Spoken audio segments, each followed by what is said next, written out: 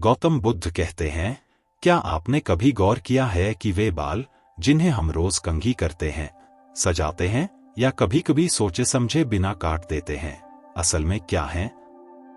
क्या यह केवल शरीर का एक हिस्सा है या इसके पीछे कोई गहरी भूमिका छुपी है?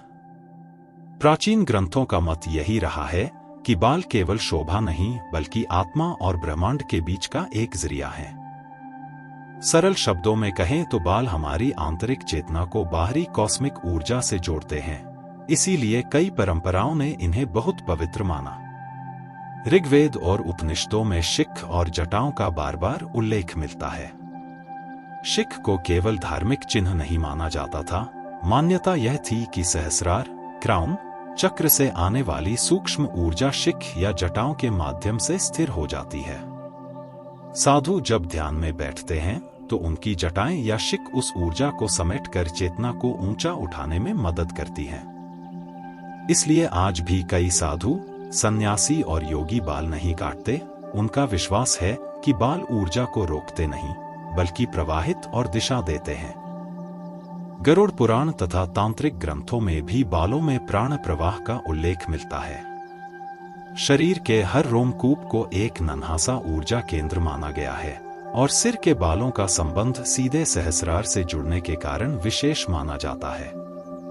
जब बालों को सम्मान और ध्यान के साथ रखा जाता है तो वे ऊपर की ओर ऊर्जा को खींचते हुए साधक की चेतना को विस्तार देते हैं। इसी कारण देवी देवताओं के चित्रों में लंबे खुले बाल शक्ति और विच्छिन्न ऊर्जा के प्रतीक होते हैं, खासकर माता दुर्गा, काली या पार्वती के रूपों में। आधुनिक भाषा में समझें तो बाल एक तरह के सूक्ष्म एंटीना की भूमिका निभाते हैं। क्वांटम और फील्ड थ्योरी की तरह की आधुनिक व्याख्याएं बताती हैं कि हमारा शरीर सतत वाइब्रेशन भेजता और ग्रहण करता है। बाल इन तरंगों को पकड़कर और बढ़ाकर हमारी आभा, ओरा को विस्तृत करते हैं। लंबे, स्वस्थ बालों वाला व्यक्ति अधिक ऊर्जा आकर्षित करता है, पर जब बाल बार बार काटे जाएं या केमिकल हीट ट्रीटमेंट से क्षतिग्रस्त हों तो यह रिसेप्टिविटी घटती है, फ्रीक्वेंसी डिस्टर्ब होती है और ओरा सिकुड़ जाता है। स्त्रियों के बालों का चंद्रमा से विशेष संबंध बताया गया है। चंद्रमा स्त्री शक्ति और जल तत्व से जुड़ा है, इसलिए स्त्री के बालों में लूनर चंद्र तत्व का प्रभाव माना गया। यही वजह है कि स्त्रियों के बालों को रहस्यमय और संवेदनशील माना जाता है। लंबे व्यवस्थित बाल स्त्री की रिसेप्टिविटी और सहज इंट्यूशन को बढ़ाते हैं। इसलिए परंपराओं में विवाह, पूजा या साधना के समय स्त्रियों के बालों का विशेष सजावट या बांधने का अर्थ केवल सुंदरता नहीं बल्कि ऊर्जा प्रवर्तक अभ्यास भी रहा है। प्राचीन अभ्यासों का भी विज्ञान है। कंघी करना सिर्फ स्वच्छता नहीं था, यह स्कैल्प पर सूक्ष्म दबाव बिंदुओं को सक्रिय कर प्राण प्रवाह बढ़ाने का अभ्यास माना गया। तेल मालिश केवल बालों को पोषण देने के लिए नहीं बल्कि नर्वस सिस्टम को शमन और ऊर्जा को ग्राउंड करने के लिए थी। नारियल तेल, तिल का तेल, आंवला आदि अलग अलग गुणों से जुड़े माने गए। कुछ चंद्र ऊर्जाओं से तालमेल बनाए, कुछ सूर्य या ओजस बढ़ाने में मदद करे। इसी तरह पूर्णिमा पर बाल खोलकर ध्यान करना आउटवर्ड एक्सपांशन के लिए अच्छा माना गया और अमावस्या पर बाल गूंथकर साधना करना इनवर्ड फोकस के लिए। भावनात्मक अनुभूति और बालों का व्यवहार भी रोचक है। शोक में बाल खोल देना अकेला परंपरागत रवैया नहीं बल्कि ऊर्जा रिलीज का साधन था, जबकि आत्मानुशासन और तपस्या में बाल बांधना ऊर्जा को भीतर केंद्रित करने का तरीका माना गया।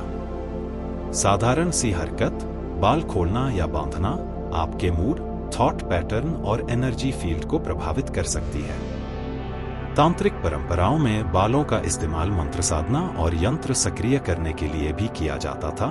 किसी के बाल पाकर उसके साथ सूक्ष्म ऊर्जा संबंध स्थापित किया जा सकता था। शास्त्र कहते हैं कि जप के साथ खुले बाल मंत्र तरंगों को वातावरण में तेजी से फैलने देते हैं, वहीं गुप्त साधना में बाल बांधकर ऊर्जा को संरक्षित रखा जाता था। कुंडलिनी जागरण की प्रक्रियाओं में भी कभी कभी खुले बालों को ऊर्जा के मुक्त प्रवाह के लिए सहायक माना गया है। आधुनिक शोध भी कुछ हद तक मिलते जुलते विचार देते हैं। बाल हमारे नर्वस सिस्टम के एक्सटेंशन की तरह काम करते हैं और सूक्ष्म इलेक्ट्रोमैग्नेटिक फील्ड्स को प्रभावित करते हैं। बार बार केमिकल ट्रीटमेंट, कटाई और हीटिंग से यह एंटीना कमजोर होता है, जिससे हम कॉस्मिक सिग्नलों को कम ग्रहण करते हैं और थकान या मनोवैज्ञानिक अस्थिरता अधिक महसूस कर सकते हैं।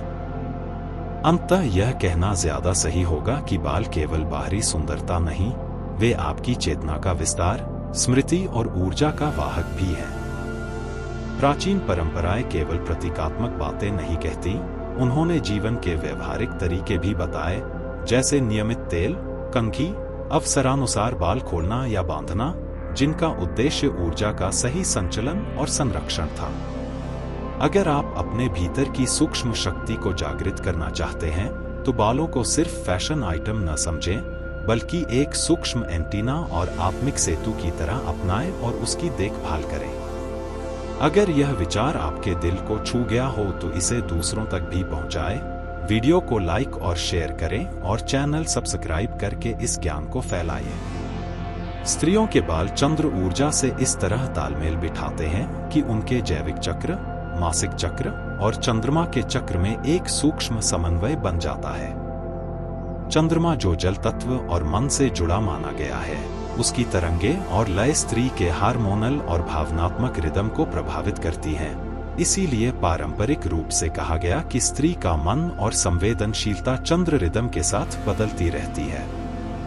जब कोई स्त्री ध्यान करती है तो उसकी संवेदनशीलता और भी खुलकर सामने आती है। उसके बाल, जो एक तरह का सूक्ष्म रिसेप्टिव एंटीना है, उस ध्यान की तरंगों को पकड़कर उसकी चेतना को और गहराई प्रदान करते हैं। तंत्र शास्त्रों में यही लिखा गया कि स्त्री की आभा ऑरा उसके बालों में परिलक्षित होती है। लंबे, घने और स्वस्थ बाल उसकी आभा को व्यापक और शक्तिशाली बनाते हैं। प्राचीन समाजों में इसलिए भी स्त्रियों को बाल कटवाने से रोका जाता था, क्योंकि बाल काटना प्रतीकात्मक रूप से उसकी रिसेप्टिविटी और आंतरिक शक्ति को कम करना माना गया। देवी रूपों जैसे काली या दुर्गा में खुले और फैले बाल उनकी अनियंत्रित, असीम शक्ति का संकेत हैं। खुले बाल ऊर्जा को बाहर फैलने देते हैं, विनाश और सृजन दोनों की गति दिखाते हैं। जब बाल बांधे जाते हैं या गूंथे जाते हैं, तो इसका अर्थ ऊर्जा को भीतर केंद्रित कर लेना, सजगता और अनुशासन है।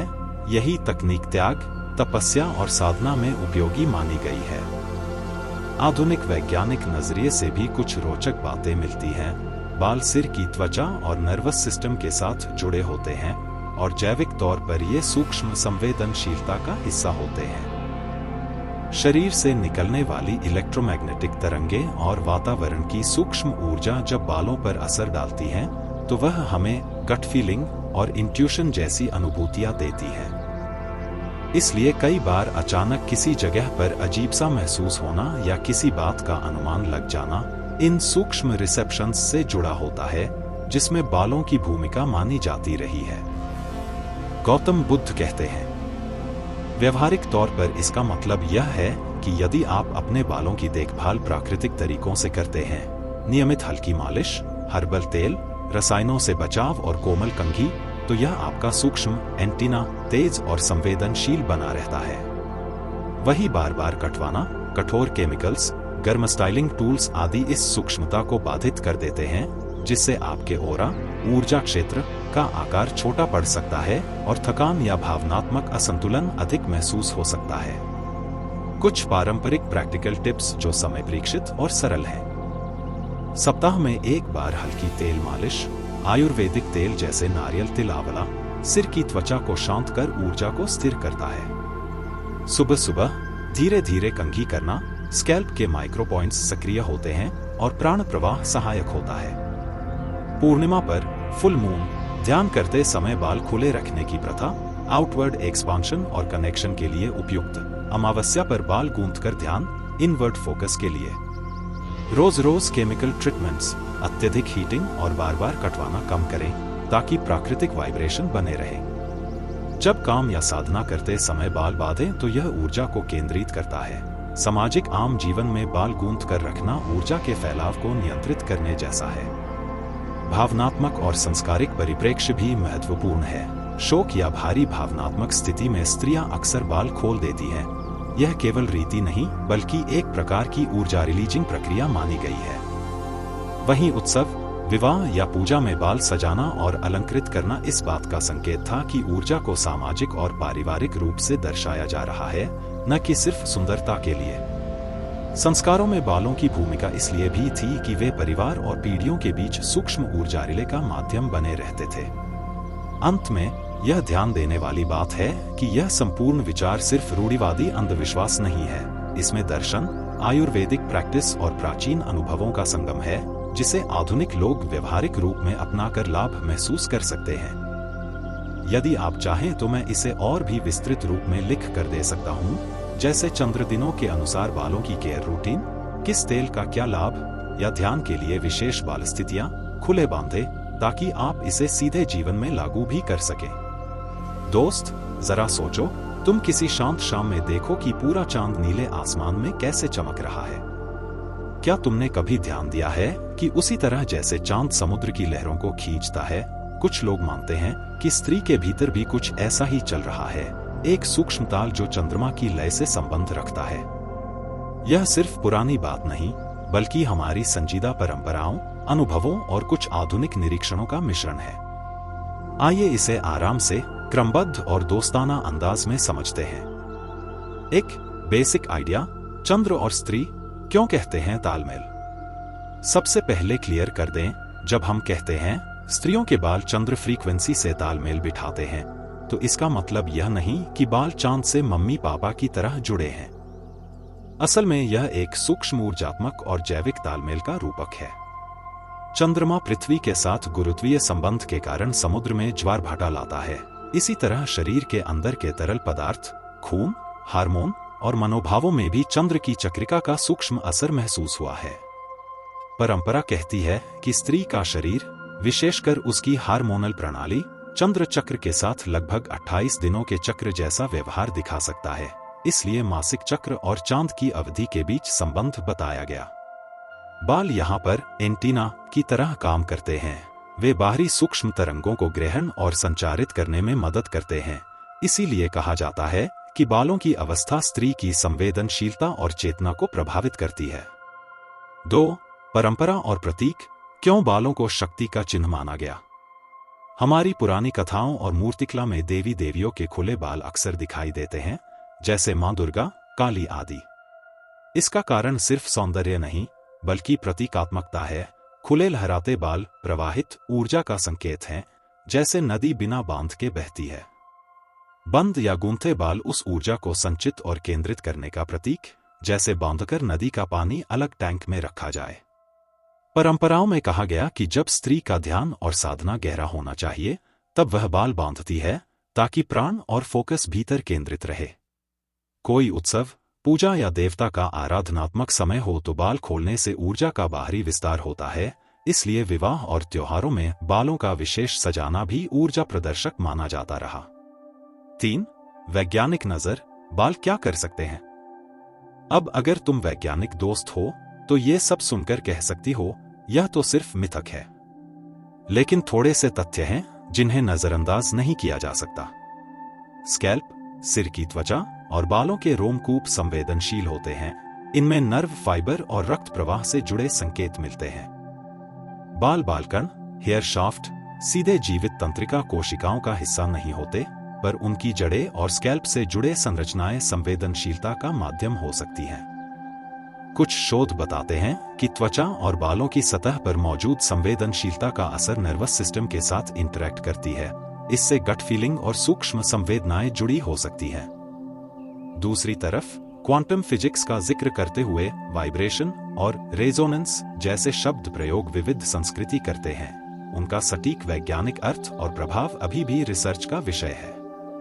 परंतु माइक्रोइलेक्ट्रोमैग्नेटिक फील्ड्स और शरीर पर्यावरण इंटरैक्शन मान्य है और बाल इन सूक्ष्म इंटरफेस में भूमिका निभा सकते हैं। तो सरल शब्दों में, न तो यह केवल पुरानी कहानियां हैं और न ही केवल वैज्ञानिक ठोस तथ्य, बीच में एक बड़ा अनुभवों और समझ का क्षेत्र है जिसमें परंपरा और अनुभव दोनों मिलते हैं।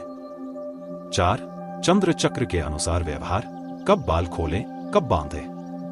यहां मैं तुम्हें बिल्कुल प्रैक्टिकल और दोस्ताना तरीके से बताऊंगी कि किस दिन क्या कर सकते हो, ताकि यह रोजमर्रा के जीवन में लागू हो सके। पूर्णिमा, फुल मून परंपरागत सुझाव। यदि तुम ध्यान कर रही हो तो इस दिन बाल खोलकर बैठो। क्यों? मान्यता है कि पूर्णिमा की रात में बाहरी ऊर्जा का विस्तार ज्यादा होता है, इसलिए खुले बाल से ऊर्जा का ग्रहण और प्रसार दोनों बढ़ते हैं।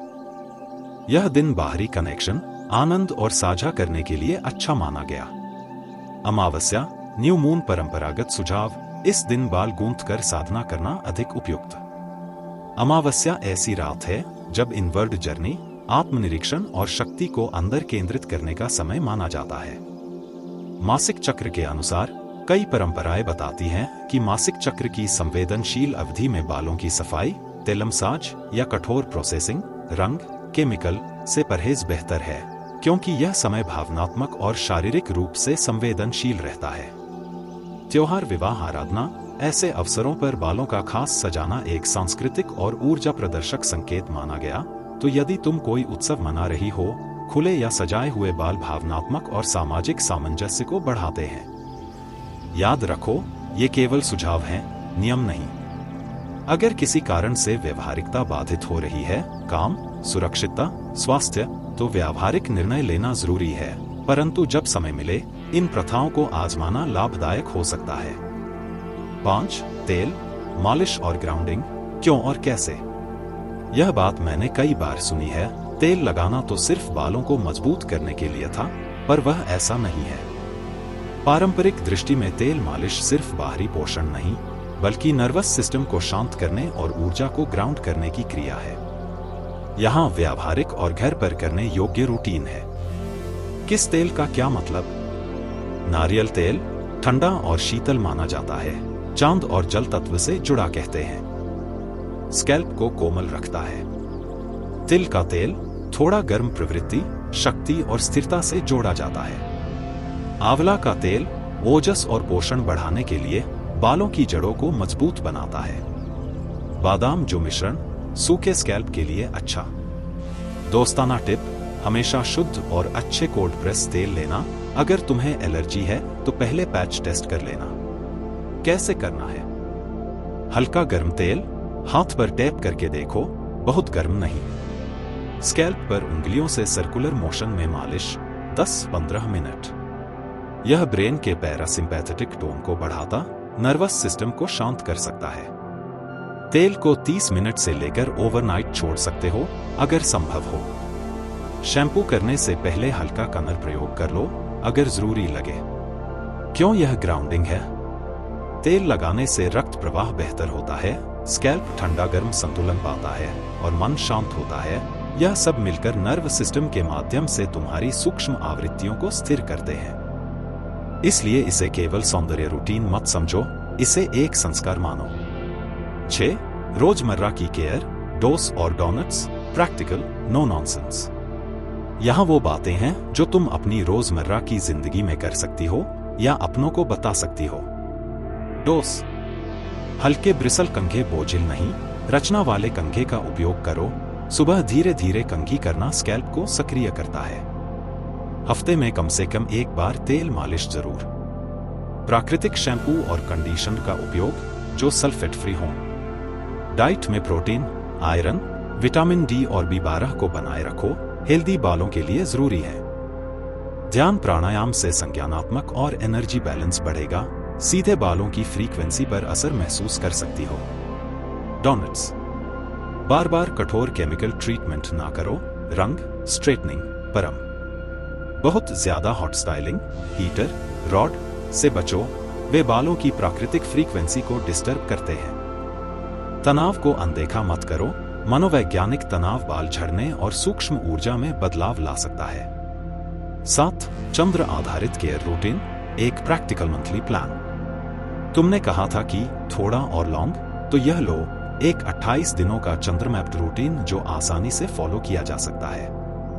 दिन 1 7, नए चंद्र से पहली सप्ताह, इनवर्ड इक्विलिब्रियम, हल्की मालिश, कम से कम हेयर केमिकल्स। ध्यान में इनवर्ड जर्नी, बाल बांधकर साधना कर सकते हो। आहार, गर्म, पोषक, हल्का प्रोटीन। दिन 8 14, चंद्र वृद्धि, ऊर्जा बढ़ रही है। नियमित brushing, scalp exfoliation, soft scrub हर 7-10 दिन में। हल्का हर्बल शैम्पू। ध्यान में बाहरी कनेक्टिविटी बढ़ाओ, क्रिएटिव एक्टिविटी के लिए अच्छा समय। दिन 15 पूर्णिमा।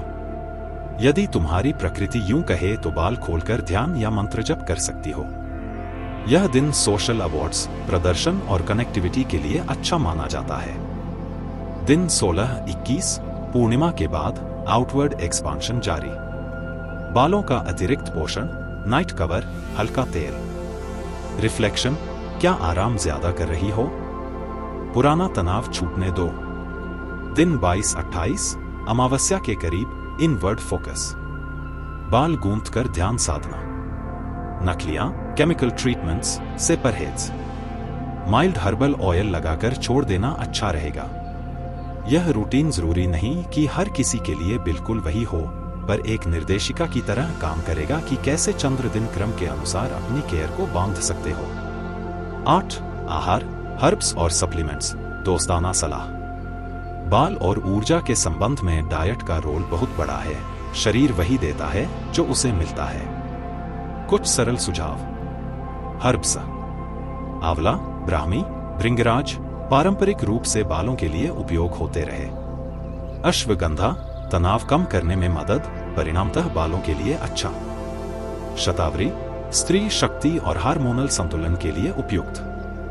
खानपान: प्रोटीन डाइट, दाल, अंडे, पनीर, मछली, सोया बालों की मरम्मत और ग्रोथ के लिए जरूरी। आयरन और विटामिन सी, हेमोग्लोबिन और स्कैल्प सर्कुलेशन के लिए। ओमेगा 3 बादाम, अखरोट तेल स्कैल्प स्वस्थ बनाते हैं। सप्लीमेंट्स डॉक्टर से सलाह लेकर। बायोटिन, जिंक, विटामिन डी यदि वास्तविक कमी हो तो सटीक सपोर्ट देते हैं। 9 इमोशन, रीति रिवाज और सांस्कृतिक कहानियां। हमारी संस्कृतियों में बालों का जो सम्मान मिलता है वह सिर्फ सौंदर्यवादी नहीं। बहुत सी कहानियां और रीति रिवाज इसी विचार से जुड़ी हैं, जैसे माताएं बच्चों पर अपने हाथ फेरकर बालों से आशीर्वाद प्रदान करती हैं, या शोक में बाल खोलना, विवाह में बाल सजाना, ये सब भावनात्मक और सामूहिक ऊर्जा के इशारे हैं। ये प्रतीक हैं और प्रतीक हमें जोड़ते हैं। जब हम किसी प्रतीक को सम्मान देते हैं तो हमारे मन और समाज के साथ हमारा संबंध भी गहरा होता है। 10 मेडिटेशन प्रैक्टिस और छोटे एक्सरसाइज रूटीन। यहाँ कुछ छोटे अभ्यास दिए जा रहे हैं जिन्हें तुम रोज 10-15 मिनट में कर सकती हो। वे बालों और चंद्र ऊर्जा से जुड़ी संवेदनशीलता को बढ़ाने में मदद करेंगे। Simple scalp brushing meditation. सुबह उठकर बैठो, गहरी सांस लो। एक नरम ब्रश से ऊपर से नीचे तक धीमे ब्रश करो। हर स्ट्रोक पर अपने श्वास पर ध्यान केंद्रित करो।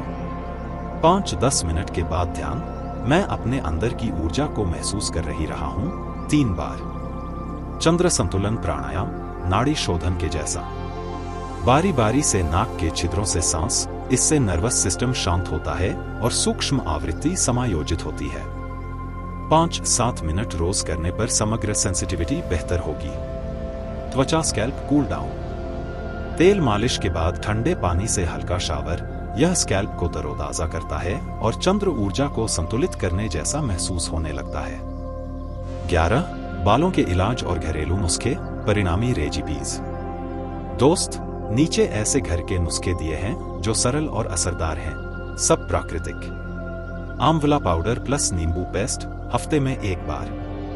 2 चम्मच आंवला पाउडर प्लस आधा नींबू का रस प्लस थोड़ा पानी, पेस्ट बनाकर स्कैल्प पर लगाओ।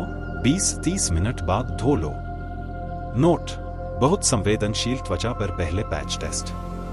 नारियल तेल प्लस हिबिस्कस पेस्ट। हिबिस्कस के फूल पीसकर नारियल तेल में मिलाओ।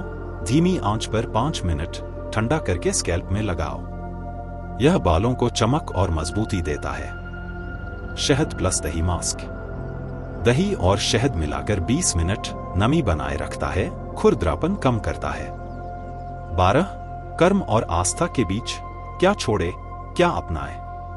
यह महत्वपूर्ण है कि तुम अपनी जिम्मेदारियों और आधुनिक जीवन शैली के अनुसार निर्णय लो। अगर तुम किसी नौकरानी या सैन्य नियम के कारण बाल छोटे रखने पर मजबूर हो तो मानसिक समझौता बनाना चाहिए, पर अंदर की संवेदनशीलता को नकारने की जरूरत नहीं। छोटे बाल भी ऊर्जा प्रभावी हो सकते हैं अगर उनसे जुड़े अभ्यास और ध्यान नियमित रहें। मतलब यह कि परंपरा मूलक सजगता और आधुनिक जीवन के व्यावहारिकता में समन्वय संभव है। कटवाना गुनाह नहीं और बाल रखने वाला होना पवित्रता का अनिवार्य प्रमाण भी नहीं। असली बात तुम्हारी अपनी जागरूकता और रेगुलर अभ्यास है। 15. जब पारिवारिक और सामाजिक दबाव हो, व्यवहारिक सलाह। कई बार घर वाले कहते हैं बाल मत काटो या बाल खोल कर रखो, पर यदि तुम्हें असहज लग रहा हो तो संवाद जरूरी है। अपने परिवार को समझाओ कि यह आपकी व्यक्तिगत पसंद और स्वास्थ्य की बात है। अगर परंपरा का सम्मान करना है तो दुर्लभ अवसरों पर, त्योहार, आप नियम मान सकती हो, पर दीर्घकालिक संतुलन के लिए व्यक्तिगत आराम जरूरी है। किसी भी परंपरा को अंधविश्वास में बदलने की जरूरत नहीं, समझदारी से अपनाओ और जरूरत पड़ने पर मॉडिफाई करो। 16. कुछ मिथक और सच्चाई, क्विक मिथ बस्टर। मिथक: यदि महिला अपने बाल काटेगी तो उसकी सहज शक्ति खत्म हो जाएगी। यह पूरा मिथक नहीं, ज्यादातर शक्ति आंतरिक साधना, जीवन शैली और मानसिक स्थिति से आती है। बाल का प्रभाव है पर वह अकेला नहीं। मिथक: केमिकल्स से तुरंत आध्यात्मिक प्रभाव पड़ता है। केमिकल्स बालों और स्कैल्प को हानि पहुंचाते हैं, पर आध्यात्मिक चीज बहुत सुपरफिशियल नहीं होती, पर हाँ, शरीर का अस्वस्थ होना ध्यान और मानसिक स्थिति पर असर डालता है। 17. निष्कर्ष: दोस्ताना, सीधा और प्रैक्टिकल। दोस्त, कुल मिलाकर बात यह है कि बाल, विशेषकर स्त्रियों के संदर्भ में, सिर्फ सौंदर्य नहीं, यह एक सांस्कृतिक, भावनात्मक और कुछ हद तक जैविक सूक्ष्म आधारित इंटरफेस है।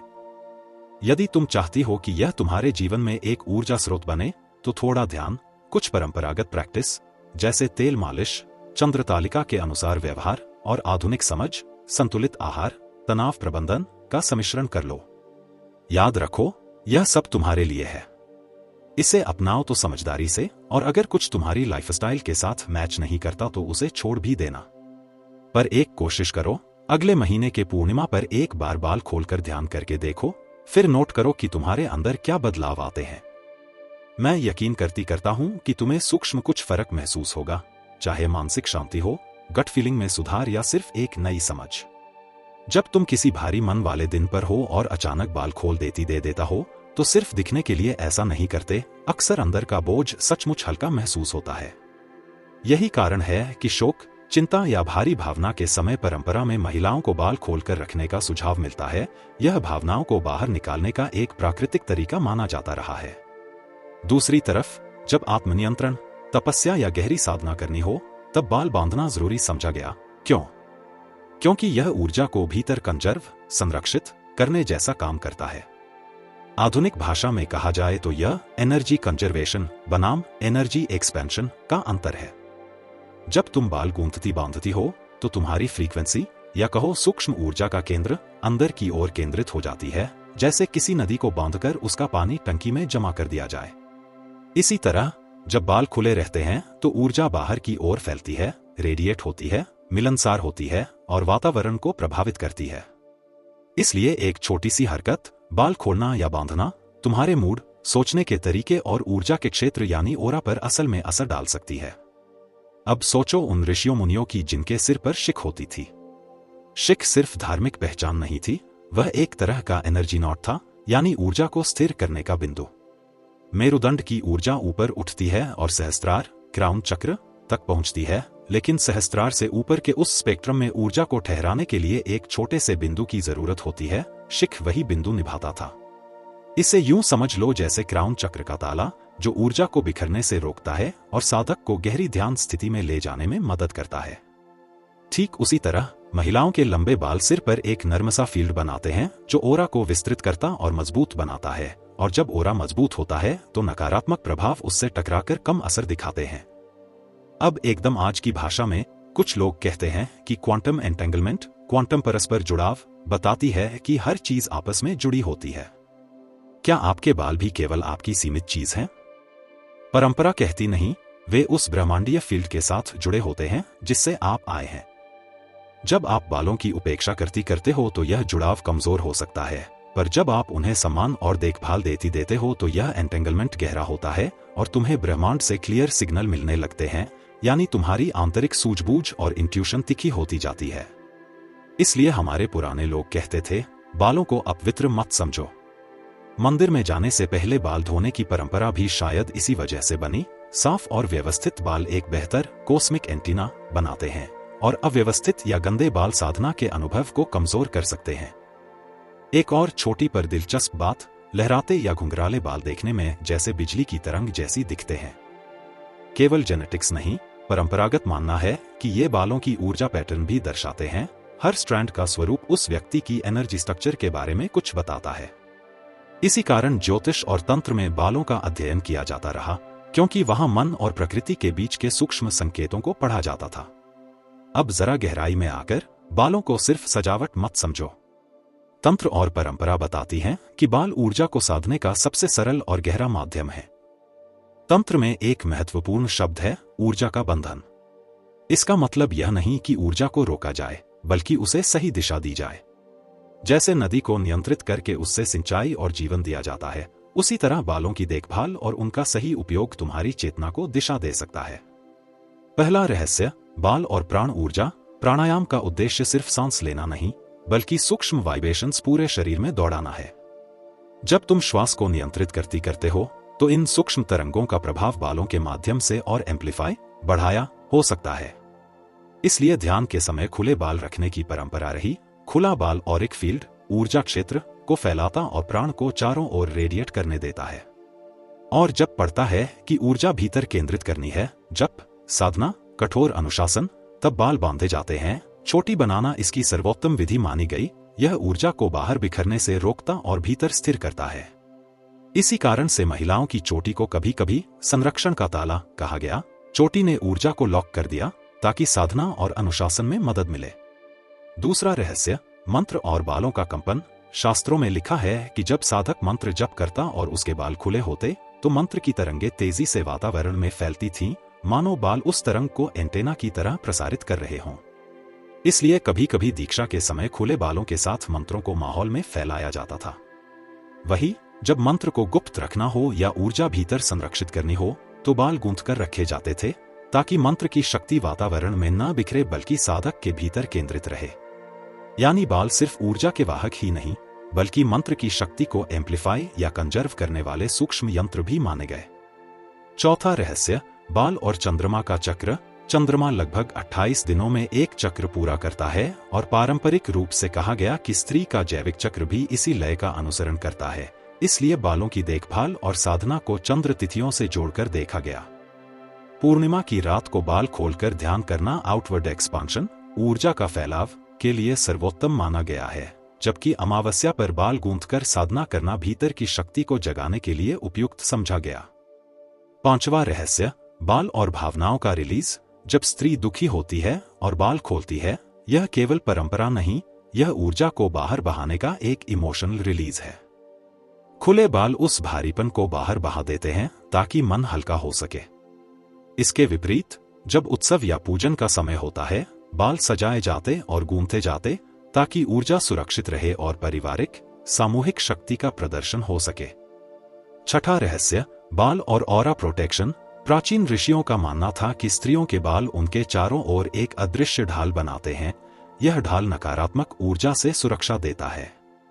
जब बाल लंबे और स्वस्थ रहते हैं, तो ओरा विस्तृत रहता है, परंतु बाल काट देने या उन्हें क्षतिग्रस्त कर देने पर यह ओरा सिकुड़ सकता है और व्यक्ति अधिक थकान या मनोवैज्ञानिक प्रभाव महसूस कर सकता है।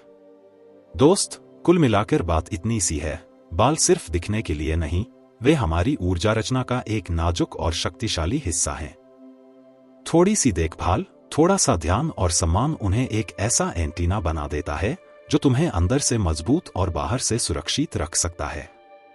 अगर चाहो तो मैं अब इस पर और भी व्यावहारिक हिस्से लिख दूं, जैसे तेल लगाने के तरीके, चोटी बांधने की सही विधि और साधना के दौरान बालों की जगह स्थिति पर ठोस सुझाव, ताकि तुम इसे रोजमर्रा में आसानी से अपना सको। बताओ, आगे किस भाग में गहराई चाहिए? जब बाल लंबे और स्वस्थ होते हैं, तो आपकी आभा यानी ओरा ज्यादा विस्तृत दिखती है। आसान भाषा में समझो, ओरा वह सूक्ष्म ऊर्जा प्रत है जो हमारे आसपास बहती रहती है। जब यह विस्तृत रहती है, तो हम ऊर्जा से भरे, चुंबकीय और स्थिर महसूस करते हैं। इसके उल्टा जब बाल काट दिए जाते हैं या लगातार क्षति पहुंचती है तो कई लोगों ने अनुभव किया है कि उनकी ओरा सिकुड़ जाती है और फिर जल्दी थकान, मानसिक अस्थिरता या अनचाही बेचैनी महसूस होने लगती है।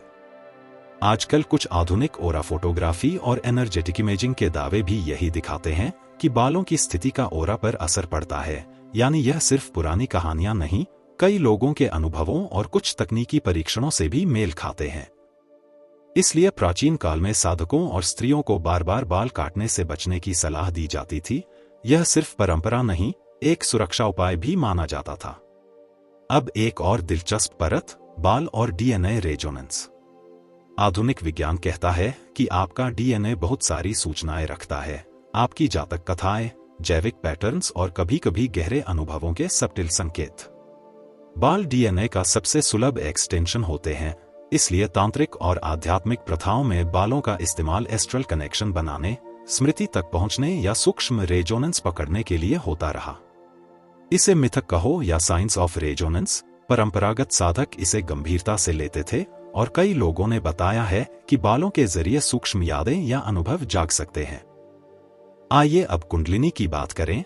कुंडलिनी ऊर्जा जब मूलाधार से उठती है तो वह सहस्रार, क्राउन तक पहुंचती है। सहस्रार को एक प्रकार का एंटेना चाहिए ताकि ऊर्जा बाहर बिखरे न बल्कि स्थिर होकर ब्रह्मांड से जुड़ सके। खुले बाल सहस्रार पर एक संवेदनशील सा फील्ड बनाते हैं, जैसे एंटेना की ब्रांचेस, और जब ऊर्जा ऊपर उठती है तो ओरा का एक्सपांस जोरदार हो सकता है। इसलिए कुछ कुंडलिनी और तांत्रिक साधनाओं में खुले बाल रखने का निर्देश मिलता है ताकि ऊर्जा पूरी तरह ब्रह्मांड में फैले और डिवाइन यूनियन का अनुभव सहज हो। क्या यह सब संयोग है? शायद नहीं। हमारे पूर्वजों ने बालों को केवल शरीर का हिस्सा न मानकर एक सूक्ष्म यंत्र माना था और उनके अनुभव आज भी हमारे सामने हैं। ये बातें इतिहास तक ही सीमित नहीं रहती, आधुनिक जिंदगी में भी ये गहरे अर्थ रखती हैं।